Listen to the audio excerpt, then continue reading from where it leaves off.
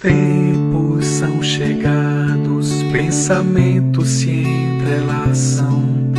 Não há mais a barreira do desconhecimento agora.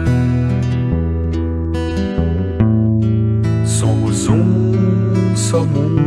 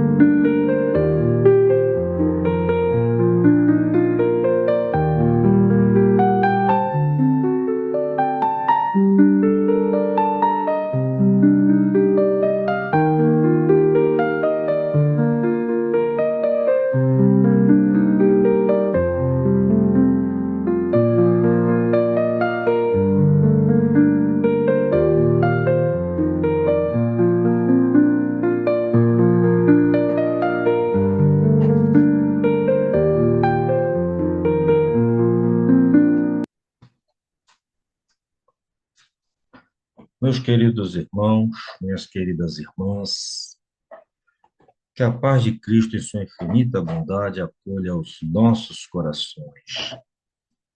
Meu nome é Roselito e eu convido todos vocês para juntos conversarmos sobre a mediunidade com Cristo. No encontro de hoje, falaremos do assistente Aulus quando encarnado.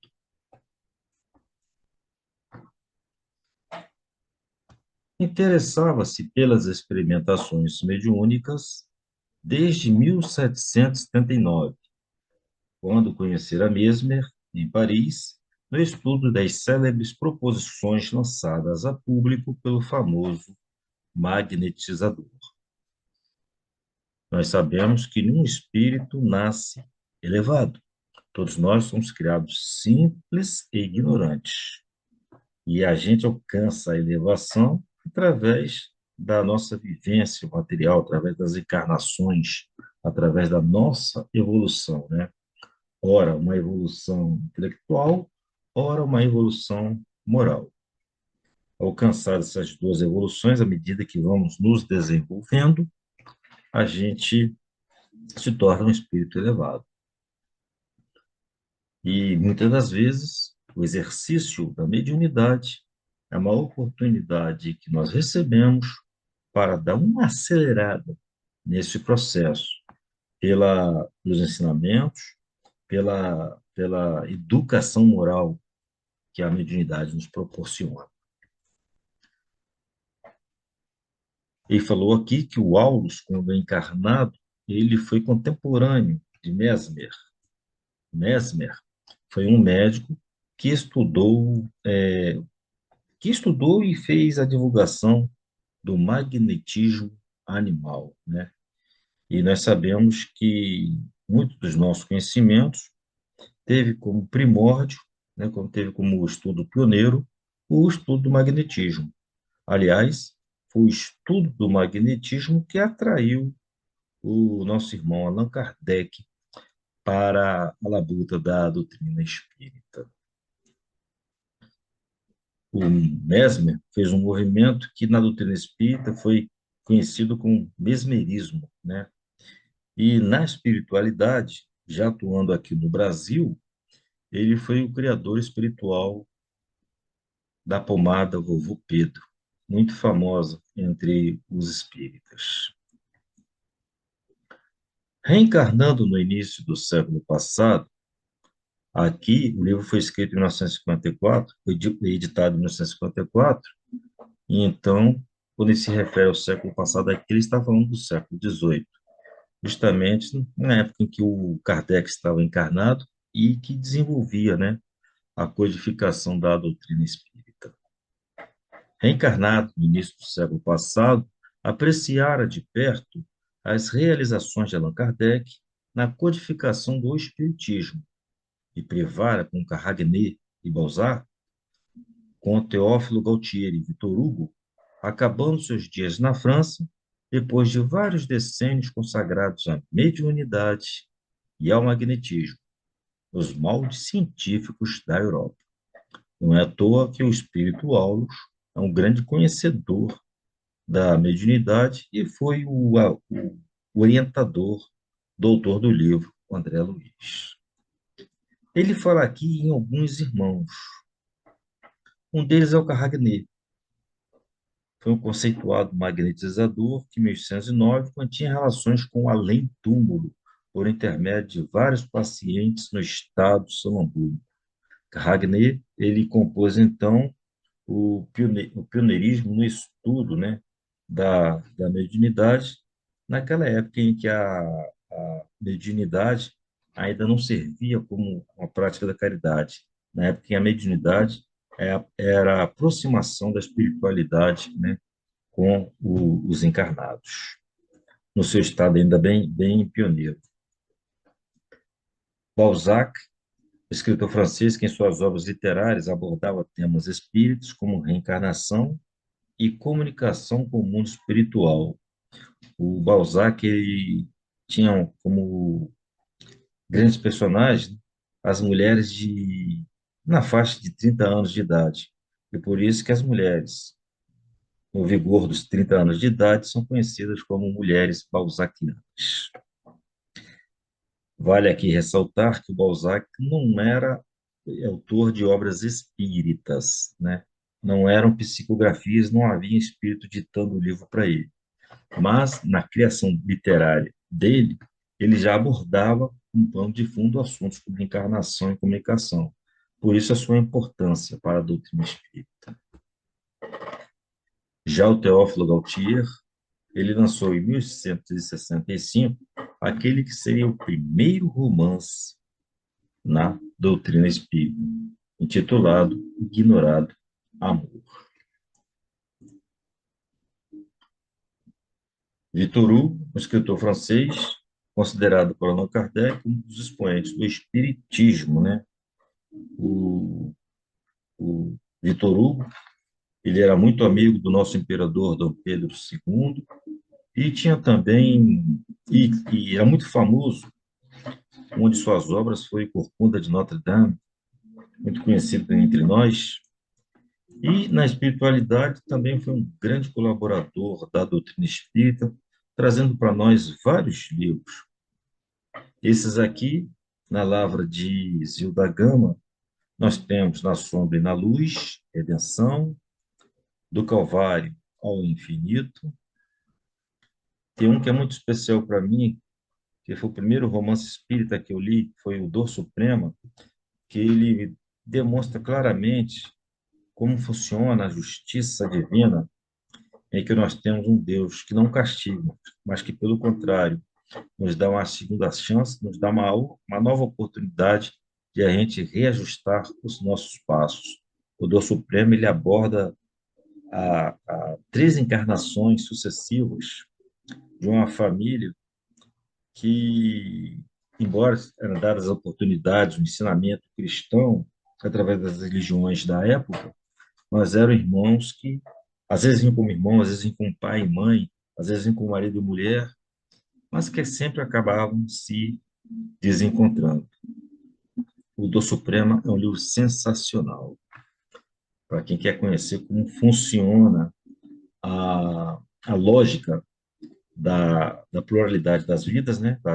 Das reencarnações e da justiça divina. Almas Crucificadas e o Solar de Apolo. Todos esses ainda na Lavra de Isilda Gama. E depois, com o nosso irmão Divaldo Pereira Franco, o Párias em Redenção, Sublime Expiação, Do Abismo às Estrelas, Calvário de Libertação e Árdua Ascensão. Voltando a falar de Aldous, o assistente espiritual, no mundo espiritual, ele prosseguiu no mesmo rumo, observando e trabalhando em seu apostolado educativo. Aqui mostra para nós que o espírito, quando trabalha aqui na Terra, ao desencarnar, quando ele tem um trabalho que é produtivo, aqui quando encarnado, ao desencarnar, ele permanece nesse trabalho, ele é aproveitado nessa mesma função.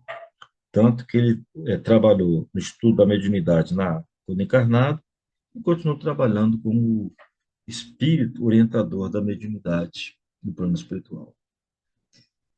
Dedicando-se agora à obra de espiritualização no Brasil, olha a sorte nossa, e isto há mais de 30 anos, em 1954, comentava otimista as esperanças do novo campo de ação, dando-nos a conhecer a primorosa bagagem de memórias e experiências de que se fazia portador. Memórias estas que foram transportadas por André Luiz no nosso livro Os Domínios da Mediunidade. Muito bem. Mas o que tudo isso que a gente viu tem a ver com mediunidade? Um espírito se torna elevado por meio de seu progresso moral e intelectual ao longo de várias encarnações. Nossa passagem aqui não é um mero acaso. Sempre tem um programa, sempre tem um propósito. E quando a gente consegue elevar esse propósito ao nosso progresso moral, ao nível do nosso progresso intelectual, né, a gente acaba, então, evoluindo, nos tornando um espírito elevado. Esse processo ele ocorre gradativamente, devagar, né? Ninguém se transforma em espírito elevado do dia para a noite. E depende do esforço individual do espírito para melhorar-se. Nós, por exemplo, estamos tendo a nossa oportunidade agora aqui, encarnado na Terra. E aqueles que têm a oportunidade de trabalhar como médium, trabalhar na área da mediunidade, além da responsabilidade a mais, tem também a oportunidade de aprender muito mais mediante o contato com o sofrimento dos nossos irmãos mais infelizes do que nós. Como as árvores frutíferas espalhadas no solo, cada talento mediúnico tem a sua utilidade e a sua expressão. Então, não queira os irmãos mentalizar para si aquela tarefa mais expressiva, né, de escrever tantos livros ou de receber tantas mensagens de irmãos, ou de orientar, ou de curar tantos. Cada um tem a sua habilidade, cada um tem a sua utilidade, cada um tem a sua forma de expressar. Na época do Kardec, eram as mesas girantes e as mensagens eram bem objetivas, né? Bem ao propósito do momento. Depois, com a evolução, permitiu ao Kardec ter um contato maior com a espiritualidade, que resultou na codificação da doutrina espírita. Depois nós tivemos o desenvolvimento da mediunidade, com Chico Xavier, com Bezerra de Menezes, com vários irmãos, dos quais nós colhemos esses talentos na vasta literatura que nós possuímos hoje à nossa disposição. E a gente vê, presentemente, muitos médiuns se dedicando a trazer mensagens, né, os que já se foram, para os que ainda continuam, mas no futuro bem próximo, a tendência, de acordo com a evolução da mediunidade, a tendência é que a mediunidade seja intuitiva, que nós vamos usar muito mais o nosso pensamento, a nossa observação, do que a materialização, do que o contato, do que a psicografia. Esse é o futuro da nossa mediunidade. Então, cada um tem o seu talento, cada um tem a sua habilidade. O correto é que nós exploremos a nossa capacidade, a habilidade que nós possuímos, e não ficar tentando inverter, tentando inventar a roda invertida, né? Eu queria fazer com o Chico Xavier. Não. Se você já consegue passar o pano de chão no salão do centro espírita, já deu um grande passo. Chegar até o Chico Xavier já é uma outra caminhada. E se a gente for observar a vida do Chico Xavier, a vida do Divaldo Pereira Franco, se a gente for analisar as coisas pelas quais eles passaram, as coisas pelas quais eles passam, será que a gente teria a mesma estrutura para suportar aquilo que eles suportaram e suportam? Então, cada um com a sua habilidade, cada um com a sua utilidade, com a sua expressão. O importante é que a gente trabalhe, estude, se dedique, ame ao próximo e acredite sempre no Cristo. Lembremos, portanto, lembremos uma palavra de Paulo, que está lá em Coríntios. Portanto, meus amados irmãos, sede firmes e constantes, sempre abundantes na obra do Senhor, sabendo que o vosso trabalho não é em vão no Senhor. Tudo que a gente tiver que fazer, que façamos para Deus, para Cristo. O nosso trabalho tem a Ele como autor e tem a Ele como receptor de todos os nossos esforços. Bem, nós ficamos por aqui, chegamos ao fim deste nosso encontro. Lembrando que a interação de todos vocês conosco é muito importante para nós. Se vocês gostaram deste estudo, agradeça a Cristo e a espiritualidade e considerem incluir o nosso nome em suas orações. Se houver alguma dúvida, por favor, nos procure nos nossos canais de contato e, na necessidade de alguma correção do nosso trabalho, por gentileza, nos ajude a aprimorá-lo. Que o Cristo nos abençoe e até o próximo encontro. Fiquem com Deus.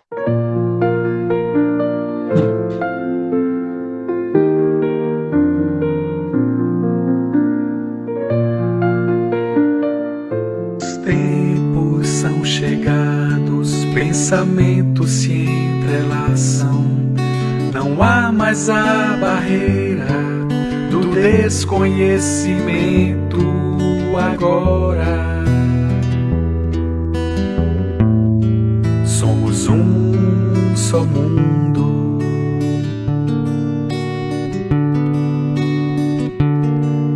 Sabemos que é possível viver de forma plena, progredir na terra